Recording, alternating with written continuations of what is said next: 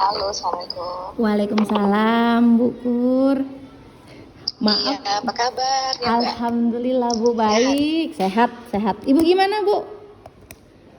Alhamdulillah, sehat juga. Oke. Wah, udah ini ya Bu ya, jauh ya sekarang ya. Di mana Bu? Alhamdulillah. Di Simpang Tritip apa Riau Silip Bu? Riau Riau Silip. Silip ya. Oh, jadi pulang pergi Bu? Tahu nggak? Pulang Tahu. pergilah sebelum sebelum Melinyung tempatnya. Oh iya Bu, ibu jadi pulang pergi berarti nggak di sana atau ya deket sih ya Bu ya Enggak, dari Sungai Liat. lumayan bisa ditempuh lah sehari. Oh iya Nggak Bu. sampai 2 hari. Oke, Iya Bu. gimana nih sedang PPG yo? Iya Bu, saya sedang PPG, jadi saya itu diminta untuk mewawancara pakar. Nah, saya karena Ibu ini Wah, kita pakar, sudah pakar nih cerita. Pensiun dong.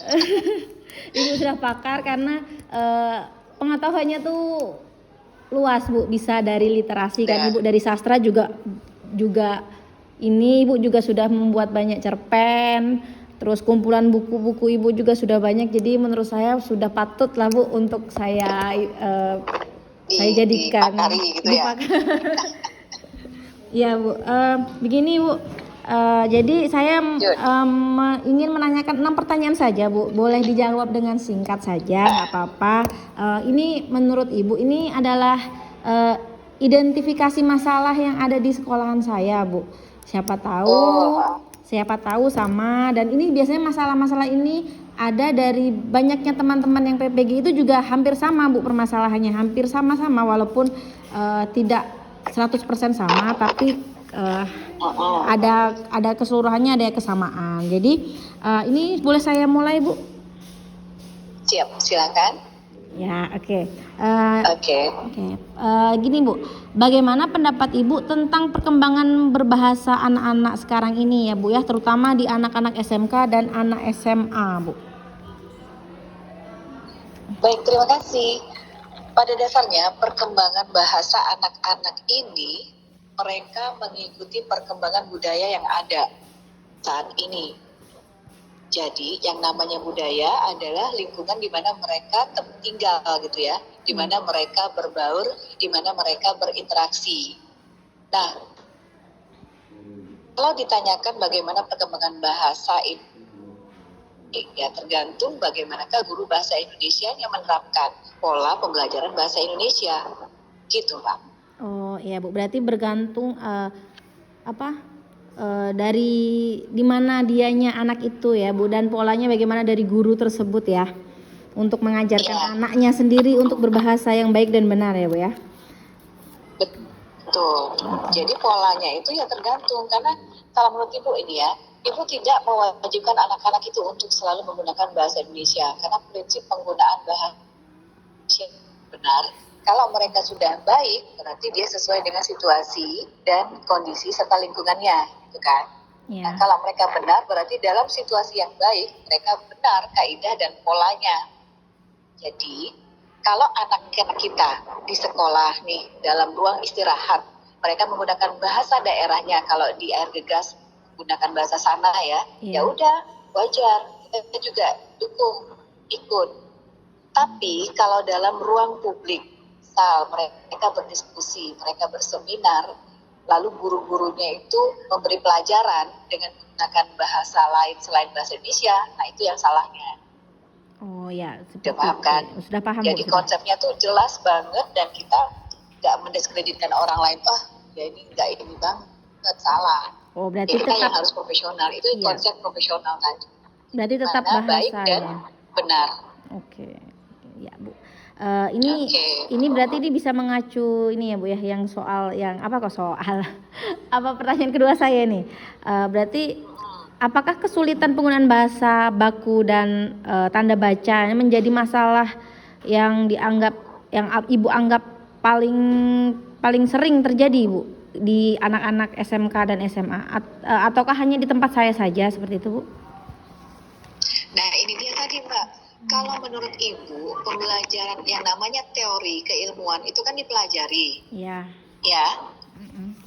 Kalau Mbak meributkan mereka pada saat ini di SMK, sudah nggak bisa tanda baca, nggak bisa baca apa tadi ya tentang huruf besar kapital, itu kesalahannya ada di awal. Karena budayanya mungkin Ibu mempelajari bahasa Indonesia sudah dari SD kan? Iya. Misalnya dari SD kelas 1 sampai kelas 6, SMP dari 1 kelas 3. Bagaimanakah pola pembelajaran bahasa mereka?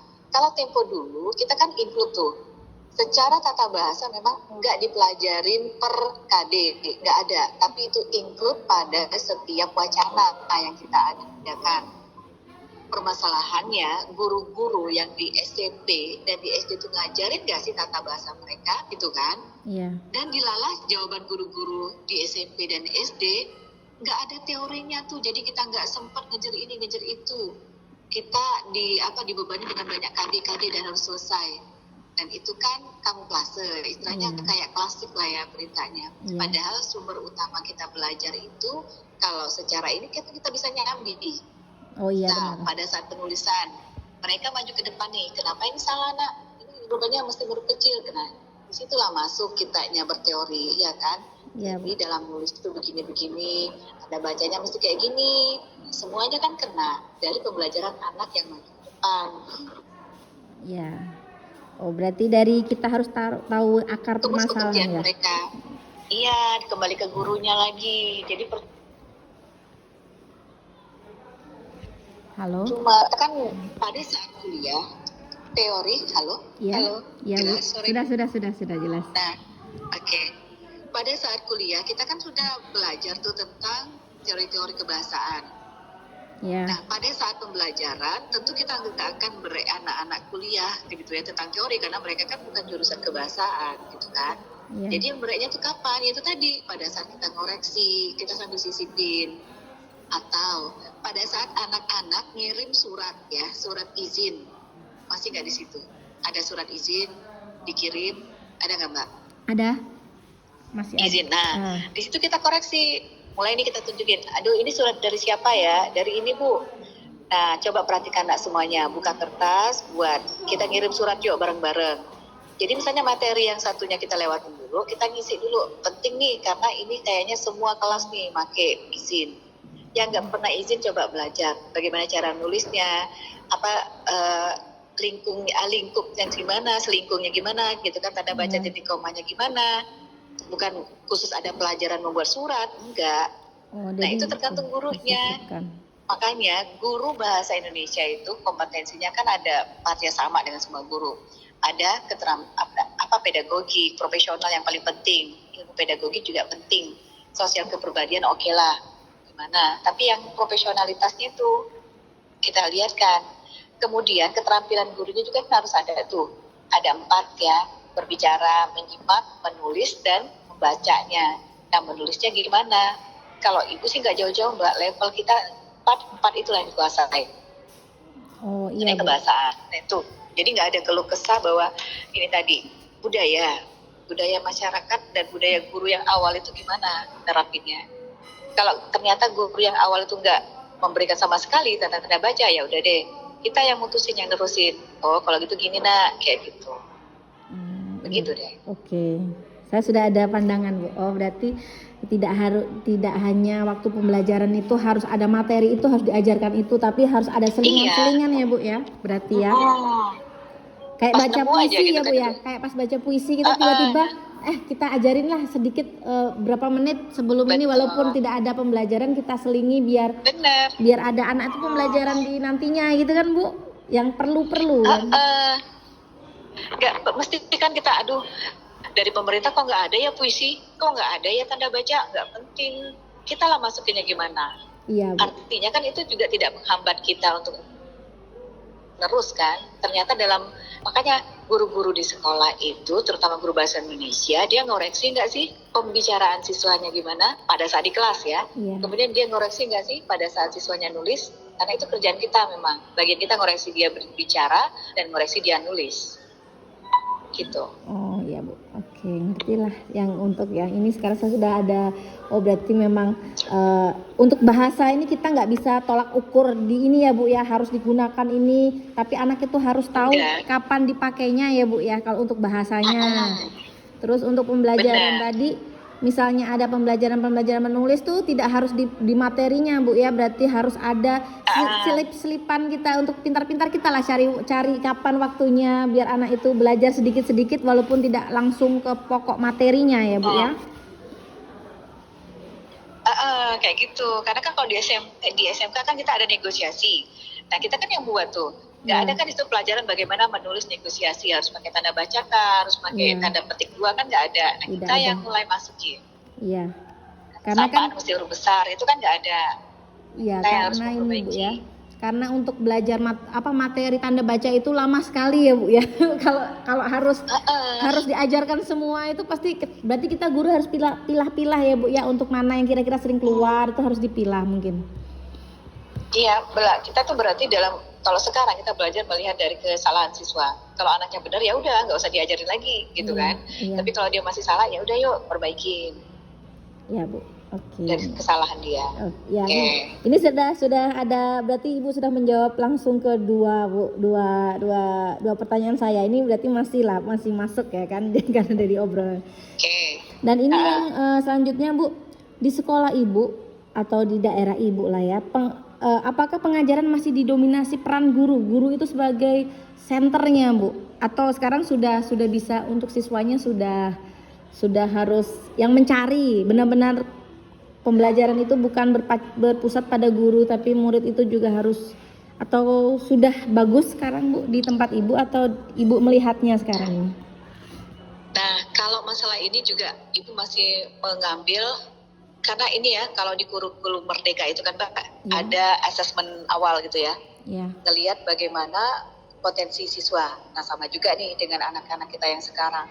Kalau anak di sekolah, misalnya di suatu tempat, kita jangan mau sok-sokan misalnya, mereka belajar nih, harus belajar, mereka suruh nyari. Sementara budaya mereka pada saat SMP ataupun di lingkungan mereka nggak gitu, parah kita. Jadi jangan pernah menyalahin guru, guru masih pakai metode lama ya, jangan. Karena ruang lingkupnya itu nggak bisa kita bawa, beda. Misal kalau anak yang di kota gitu kan, dia sering sekali belajar. Udah kita tinggal aja lempar buku, mereka nyari sendiri berebutan. Tapi kalau di tempat kita kan nggak baca kayak gitu kan. Nah jadi kita lihat dulu sistem yang akan kita bawa adalah bagaimanakah pola pembelajaran anak itu. Jadi pertanyaan kalau tergantung guru center atau student center, ya lihat dulu dong lokasi di mana kita belajar. Apakah siswa itu sudah terbudaya belajar sendiri atau guru nggak bisa sama sekali memberikan mereka, membebaskan, tambah liar mereka ya nanti dibebaskan. Kita harus menjadi yang pimpin dulu, harus kita modifikasi, motivator, harus kita dukung, kita kalau ini dicambuk, dia harus kita paksa, nggak masalah, yang penting anak itu belajar. Jadi pertanyaannya kalau di tempat Ibu sesuai dengan situasi yang Ibu lihat dulu. Seandainya anak itu sudah, pertama kita ajak dulu ya, persepsi dulu. Kalau mereka udah nyambung, oke, kayaknya nih anak bisa nih dibebasin nih untuk belajar sendiri. Kita tinggal buat stimulus gitu ya, biar mereka merespon. Tapi kalau kita sudah persepsi, misalnya dengan ternyata mereka nggak bisa, ya udah kita harus jadi center. Jadi tergantung nih ya, relatif bagaimana kondisi anak itu berada dan kita bisa nempatin diri kita sebagai apa. Apakah jadi guru benar, guru center, atau menjadi fasilitator bagi anak-anak. Dan jangan pernah menjudge anak itu nggak bisa, gitu ya. Itu karena udah budaya mereka dari awal. Kasihan mereka Mbak, kalau kita paksain harus kita ini. Sebenarnya mereka nggak tahu, tidak terbiasa. Karena semua itu kan ala bisa karena biasa kan. Gitu. Ya Bu, saya mengerti. Berarti ini sama. Bisa dipahami ya? Ya bisa. Berarti ini sama seperti ini sudah menjawab pertanyaan saya juga yang soal metode pembelajaran ceramah ya. Berarti Ibu sama ya. Kalau saat yang tepat untuk berceramah sedikit, nggak harus anak tuh langsung dilempar tadi kan Bu. Pasti kita harus ada harus ada tetap memberitahu anak itu harus ngapain dulu. Anak itu harus diberitahu. Ada motivasi gitu kan dulu. Oke Bu. Ya sama. Mereka kan udah nyoba masalahnya ya. Kasihan anak-anak ya pasti. Iya Bu, kalau anak itu dari awalnya memang harus diceramah pakai sistemnya, pakai metode yang ceramah dulu, baru mereka tahu ngerti. Oh iya, tiba-tiba dikasih ayo nak buka buku cari, ada yang nggak ngerti, ada yang ngerti, pasti banyak yang ketinggalan kan Bu, maksudnya seperti itu. Kita juga yang rugi kan. Iya. Mereka nggak bisa, kita juga kesel lah. Harus ngulang lagi ngajarinnya. Iya. Ini Bu, pertanyaan terakhir Bu. Bagaimana? Motivasi siswa untuk sekarang ini kan semakin menurun Bu ya. Untuk apalagi di daerah saya tuh motivasi untuk belajar, untuk sekolah itu menurun. Bagaimana meningkatkannya Bu? Bagaimana cara yang asik menurut Ibu? Ya ini mungkin menurut Ibu ya, yang dapat diterima oleh siswa-siswanya Bu dan guru juga biasanya Bu. Kembali lagi nih, nah ini baru teacher centernya ya.